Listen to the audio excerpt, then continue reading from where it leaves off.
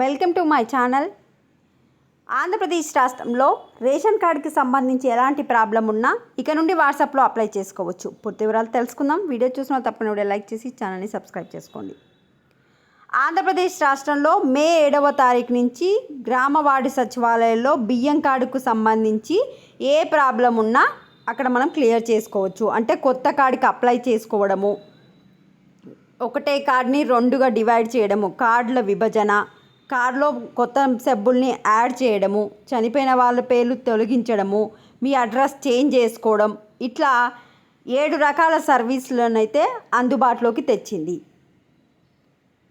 ఇప్పుడు 15వ తారీఖు నుంచి వాట్సాప్ గవర్నెన్స్లో భాగంగా బియ్యం కార్డులకు సంబంధించి ఏ ప్రాబ్లం ఉన్నా మనం వాట్సాప్లో అయితే అప్లై చేసుకోవచ్చు.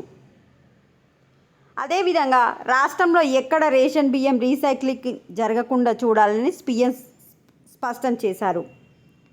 రేషన్ సరుకుల పంపిణీ, దీపం 2 కింద ఉచిత సిలిండర్, ధాన్యం సేకరణలో లోటుపాట్లకు తావు లేకుండా చూడాలని చెప్పారు.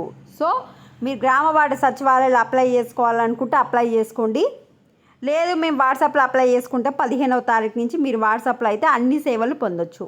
15వ తారీఖు అయిన తర్వాత వాట్సాప్లో అయితే ఆప్షన్స్ రావడం జరుగుతుంది. వచ్చినాక మీకు చూపిస్తా. వీడియోని లైక్ చేయండి. Thanks for watching.